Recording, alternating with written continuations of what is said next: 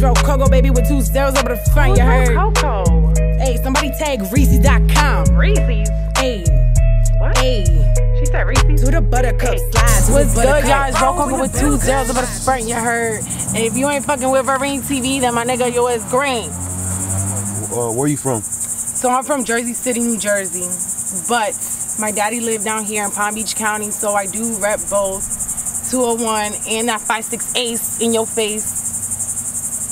Okay, and your name for I know a lot of people don't know how to pronounce it. R0c0co? Yeah. With 2 zeros over the front? Yeah. Where did you get your name from? So one day we was in Orlando, I want to say. It was me and my ex, unfortunately. I tell everybody that. We was driving somewhere. We seen a restaurant with the name R0c0co. And that person was like, oh, that name fit you, R0c0co. Because my nickname is Roxy and my real name is R0c0co. So, you know, it just kind of fit the whole mix, R0c0co. Okay. And when did you move to Palm Beach? So, like I said, I grew up in Jersey City, but my dad, he's always been in West Palm Beach ever since they came from the Dominican Republic. So I mean, as a kid, I was always back and forth from Jersey City to Florida or Palm Beach. Like, I was literally back and forth every year. I would come down here for the summertime. I would do my school over here. There was a time where, like, you know, it wasn't going too good for me up in Jersey, so I ended up moving over here and going to St. Aloysius. That's how you say it? St. Aloysius. Yeah, St. Aloysius High School. And then I ain't last too long in there. I ended up going back to Jersey. And then I ended up dropping out of high school. And I ended up coming over here to live again. So I wasn't in school for a minute. And then I ended up moving back to Jersey again because my mom found this program that allowed you to get your high school diploma, but it was like crunch time. So you would do it in like right. So all that time that I lost, I made it up by going to that program. And when did you start making music? So I started making music, like my first time stepping into a legit studio was this year. I want to say like in February, March. But like I told you earlier, like I always was a writer. I always wrote poems. I remember having a book, and I probably still have that book. I would just have to look for it like in my parents' house or in my mom's house or in my dad's house. I had a book and I used to write poems, like little poems, short poems, long poems, like just poems, straight up poems. And then, I mean, that transitioned into me like rapping, but I never considered myself like a music artist because I would just rap verses. I never like added a hook, or I never went and I recorded anything. I never made like a real track until this year. So this year. This year? Okay. But I've always been a poet. The way I am now, like I literally, like not that I'm obsessed, but I keep count of everything. Like I go back and you know, I look at my followers, I interact with my followers. Like before, people used to comment on my stuff and I used to be like, oh, okay. Not even reply. Right. That's the key thing about And now I'm just like, oh, hey, boo, how you doing? You gotta interact. You know what? Matter of fact, call me. Call me. Right, Jimmy? Yes. So, what makes you different from other artists, from other female artists in Palm Beach? I like that question because I feel like I have a lot of things that I could probably say differentiate me from other artists, female artists, and that's the number one thing is that I rap in Spanish better than I rap in English, probably.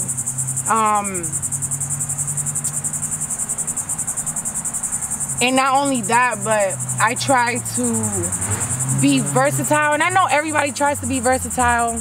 That's the main thing that we all try to do is, you know, switch it up a little bit. But I try not to just, you know, do like one. I don't try to just stick to one type of music. Like I try to, You know, right now, if somebody major was to come up to me right now and they tell me pull out an R&B song, I'm gonna have an R&B song to pull out. They tell me to pull out a trap song, I got a trap song to pull out. They tell me to pull out a hip hop song, I got just a hip hop old school song to pull out. Tell me to pull out a love song, boy, I got a love song. I got 2 love songs to pull out on you. You know what I'm saying? Yeah. So, like that's my biggest thing. You gotta be like the whole package. What is gonna set you apart from everybody else? You gotta be ready, point blank, period. Like, and a lot of people, they only push certain things and they only focus on one thing, but I feel like you gotta forget about that one prize. Sometimes you gotta forget about the prize and just go with the flow and prepare yourself as an artist. And not just when it comes to music, that's just in life in general.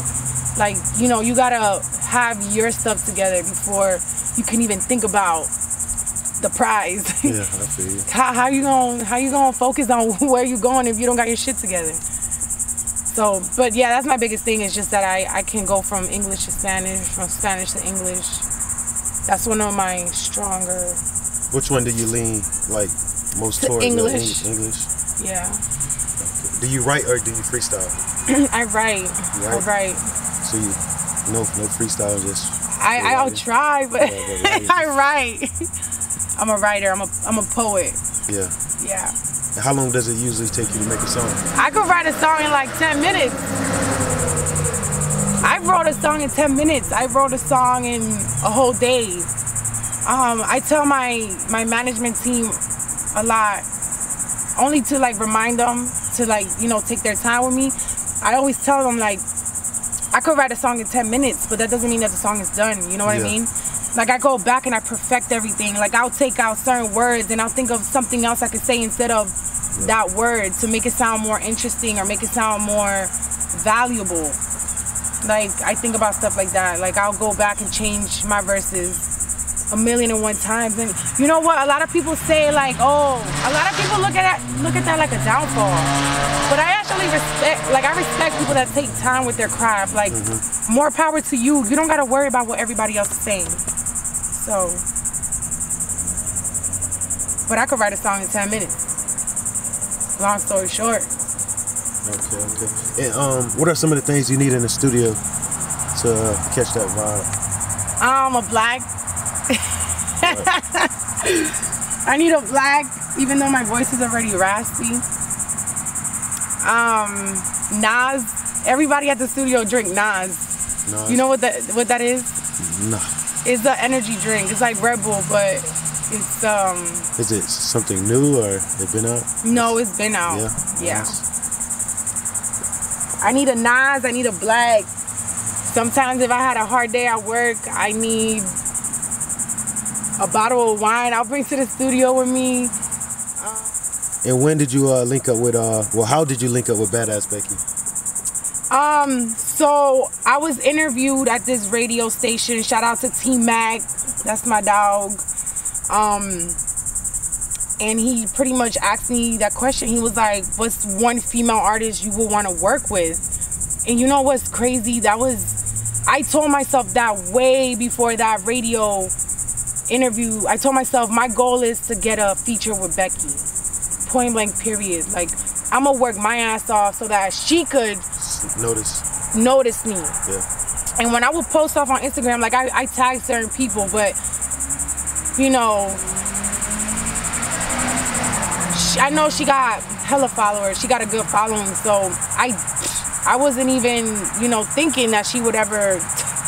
I thought it was gonna take a lot longer, but I spoke it into existence. I went in there and I told T-Mac, I was like, I'm gonna be real with you. The one person that I would want to work with as the upcoming artist right now would be Bad Azz Becky. Why? Because she represents Florida, and I represent Florida. You know what I'm saying? So, and not only that, but you could tell that she's just genuine with everything that she does. So, I said it, and I want to say like a week later, maybe a week or a week and a half later, he hit me up, and he just kind of, you know, put me on game. He told me, he was like, I'm gonna make this feature happen for you.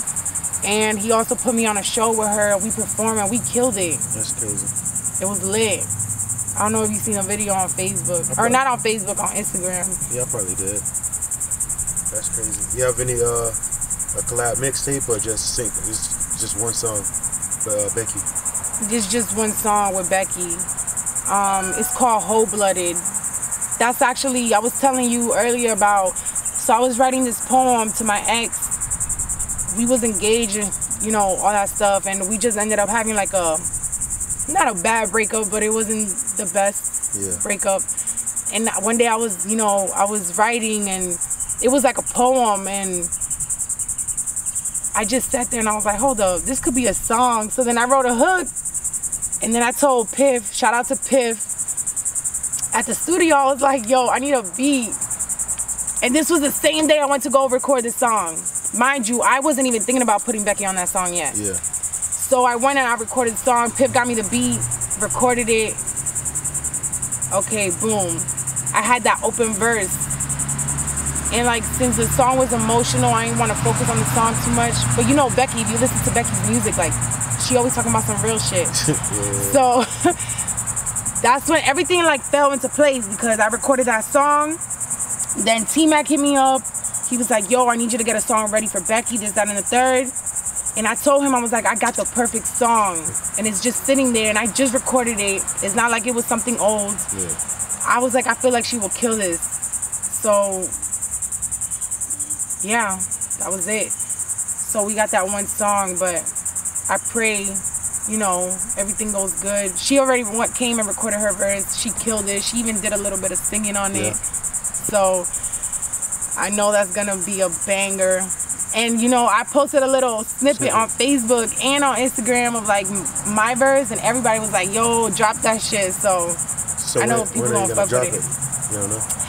I think I'm gonna wait till my mixtape drops. I'm not gonna put that song out till my mixtape drops. Once my mixtape drops on the 4th of November, then, you know, I'll talk to her manager and see what they want to do as far as making a video and pushing the song, because I feel like it's gonna be a good turnout. And shout out to Becky, you know, for, you know, taking her time to work with upcoming artists. She's very humble, and she's not worried about all the wrong things like certain artists. I feel like a lot of local people that are already on a pedestal, they forget about where they come from. Yeah. So, which is fine, because I understand, like, I'm at a point with my music where I'm noticing like I don't need to link up with everybody. I don't need to give everybody a feature. Like, I need to focus on my craft, and I need to focus on pushing myself as an artist. Period. Yeah. So, and I feel like everybody should think like that to a certain extent, though. Like, don't get cocky now. You say you releasing a tape on November 4th? My mixtape. You have a name up? I do, but I don't want to. You don't want to say it? I don't want to say it. But who's featured on it? I got Screwface 321. Shout out to Screwface. I got Screwface on there. I got Bad Azz Becky. I got Zanisha, Zen. That's another really dope song. I got who else I got? Damn, who else is featured on this tape? I think I got one more person. Oh, I got OG Savage Black. Shout out to my twin.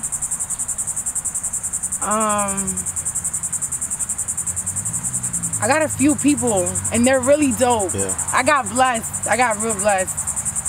I got a few really dope and well-known artists from Brevard County on my mixtape. So. And do you prefer to work with YouTube beats or local producers? Local producers. So shout out to Speedy Baby up in Jersey. That's my beats man. He did my Litty Bitty beat. He did my Wifey beat with Screwface. There's another beat that I just copped off him. So most of my beats are from Speedy. And then I got a few from Double Cup. So shout out to Double Cup, which is, you know, my producer, Gutta Mike, and Piff. So I try to, you know, show love to the people that show love to me. So I feel you. for what am I gonna go on YouTube when I got some dope ass, you know, engineers surrounding me? And are you under management or just an independent I'm artist? independent 100%, but I do have somebody that I try to speak into existence as far as my management team, which is Amped Up Live. Amped Up Live. Shout out to Amped Up Live. Antonia, she's a genius when it comes to developing artists. Like she's a hustler. She's the epitome of a hustler. You know, she does the whole nine. She got the whole package. She knows how to make videos. She did my Talk That Shit video. She did my Versatile diss track video. She does, you know, some of my flyers. She does, if not all of my flyers for all my shows. She does, you know, she got her own radio interview.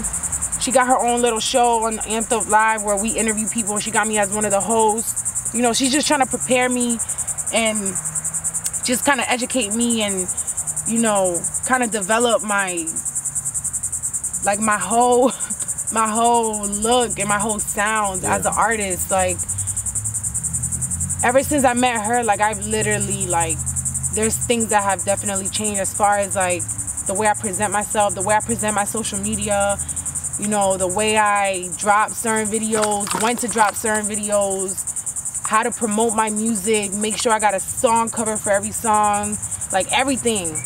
Yeah, that's another thing a lot of artists is missing, that song cover.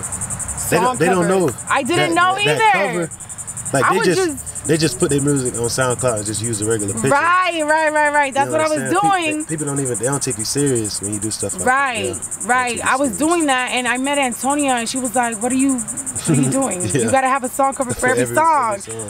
So now, like, I can't drop songs and get my song cover, and she'll get it done. Like, there's certain things that I don't even have to do. Like, you know, we have a professional relationship where, like, if she go and she pay for something, I'll make sure that I compensate her, but she gets it done. Yeah. I feel like me personally, like, I'm in the military, so that's my priority, is my job and my career. At the end of the day, that's what I have to worry about. That's where my priority comes in. You know what I'm saying? So there are certain things where I just don't got time to do. And when I come out of work, I go home. It takes me an hour and a half to get ready. Then if I'm gonna head to the studio, it takes me 30 minutes to drive to the studio. You know, get to the studio, I gotta do my song, I gotta do this, gotta do that. So my time is so limited. So I wasn't even worried about that before I met her. Like, I didn't even know about a song cover. Yeah. Nobody was telling me about a song cover. I would see song covers, but I didn't know the intention behind a song cover. You gotta have a song cover. Gotta have a song cover. Even if it's some ratchet shit, make sure you got a song cover. So what's your craziest experience growing up in New Jersey? I would definitely say my craziest experience was I got jumped one day, and I called my mom crying hysterical. I was like, "Mom, come get me, they jumped me, I'm in Mickey D's in Journal Square, come get me." She was like, "I'm tired of you fighting, I'm not coming to get you, this, that, and the third." I was like, "Ma, you need to come get me, they're about to jump me again." Like, I already got jumped. Yeah. I was about to get jumped again, and I saw this shit unraveling. And I called her, and I genuinely wanted my mom there. I wanted her to come and save me. And I just remember crying and, like, begging her to come get me. And she was, like, pissed off. She was like, "You know, like, I'm not coming to save you this time. Like, you know, whatever." So I called her man, my stepdad. Yeah. Shout out to my stepdad, Jonathan. And Jonathan, he will always save me. Every time I got into some shit, that would be the first person there to save me. So I called them this one time, and I guess they was just having a bad day, cause they was not having it. They was like, he was like, "I'm not coming to get you." I was like, "Bro, they about to kill me." You got jumped again? No. He was like, "I'm not coming to get you." I was like, "Bro," and I was like screaming. Like, I remember begging them. So I was like, "Okay, cool. You don't want to come get me, alright?" So I remember my best friend at the time, Jessica, got me. We got in the car, and she had like a little red hoopty. And I remember pulling up to my mom's house. I walked in, and I would say this is a crazy experience because this was between me and my mom and my stepdad. So usually, like, I was so used to all the shit that I used to go through with people in Jersey City, but this was just, for me, it was crazy that my own mother and my stepdad did not save me, but they was trying to teach me a lesson. But long story short, I pulled up to my mom's house. I went inside. I walked to the 3rd floor. I get inside the house, and I started screaming. I'm like, y'all almost got me killed. Da-da-da-da. She's like, no, you a grown-ass woman. You out here fighting like you 13, this, that, and the third. She's like, when you gonna grow up? And I'm like, Mom, like, I'm trying to explain to her what happened, and she just wasn't having it. So I remember grabbing a plant. My mom loves plants. Like, my mom is all about, she's pro-life, so she's all about plants. Like, if you walk into my mother's house, she has plants everywhere. Like, she's a plant lover. So I grabbed one of her biggest and the most prettiest plant that she had, and I grabbed it and I threw it across the kitchen. And that was like the craziest thing that I that I remember. I mean, a lot of more worse shit happened, but I've been jumped in Jersey City. My mouth used to get me in so much trouble. So much trouble. But I would definitely say that the reason why I find that crazy is because I allowed something that I had going on in the streets push me to come and disrespect my own home and disrespect my mother. Until this day, my mother supports me and she loves me so much. So sometimes I think back to the crazy shit that I did to her, and I'm like, damn, like, be good to your mother. Because half of the time, she just trying to teach you a lesson and make you a better person. So people cheering you on as opposed to more people telling you, like, bro, you suck. Out of the 99 people that I got, out of 100 people, I kid you not, I feel like I got 99 people telling me I'm good, and I got that one person that comments on my shit that be like, what the fuck? Yeah. So who am I gonna listen to? Now, if it was the other way around, that it was 50 people telling me, yo, bro, maybe you should reconsider your rap career, and 50 people like lying to me, telling me I'm good, then maybe I would like take a step back and be like, oh, okay, maybe I shouldn't be wasting my time on this. But no, I keep pushing because people are pushing me. So I don't know. I think all of that really is important. It's just, you gotta find the algorithm. Like, you gotta find what rolls into what. I don't feel like a serious artist and a good artist should just focus on one. Because if I just focus on my clout, then I'm not gonna focus on my talent. If I just focus on my money, then I'm not gonna focus on my following. So what's next for you as an artist? So today I am dropping my R0c0co Queen video. About a year ago I dropped a freestyle on Ric Flair Drip by Migos, and I was talking about Reese's, and you know, that video low-key, it didn't go viral, but it got a lot of attention off my Facebook friends and family. So everybody was like, oh, you gotta record this, you gotta make a video to it. And a year later, like, you know, I came across Mac Rowe, and he blessed me with some studio time, and, you know, and I still, you know, I paid him for everything, but shout out to Mac Rowe, shout out to Jetty. They're definitely a part of my team. And we recorded a song, and we made a video a week later, and we've been holding on to this. We just been waiting for the perfect day to drop it, and today is the day, so watch out for that. R0c0co Queen, I don't know when you're gonna drop this interview, but if you haven't checked out my page, R0c0co with 2 zeros up at the front, R0c0co on Instagram, Facebook, everywhere on social media, I will be dropping R0c0co Queen. So that's the next thing this week. I got other projects I'm working on. I got like 3 video shoots next weekend. That's crazy. I know. I got 3 video shoots back to back to back. Shout out to Taser Boy. He really killing it right now. And Alpha Films, that's one of my video guys. And like I said, Mac Rowe and Jetty. I'm telling you, I pray one day I blow up, and Jetty and Mac Rowe definitely coming with me, because they got their shit together. And they really, yeah, they're really good. Okay. Anything else you want to say before we close it out? Social media, where can we find your music? I would just tell every artist out there that's a good artist and you have a genuine and true fan base, don't lose faith, because everything takes time, especially if you're trying to perfect something. If you don't feel in your heart that something's not ready to be dropped, then don't drop it. Don't rush it, because your fans are still going to be there tomorrow. If if you want to drop something and you feel like something major is not ready, then go drop a freestyle. Go drop something, like go drop a video thanking somebody. But take your time with everything and don't rush it. And I try to tell myself every day, 2 Chainz ain't make it till he was like 38 or some shit like that. So I try to just keep a positive mindset, especially if you believe in yourself and your family believes in you. And your friends believe in you. Don't let people bring you down. That's about it. Good. Go follow me on IG. You know what I'm saying? Shout out to R0c0co TV, bitch.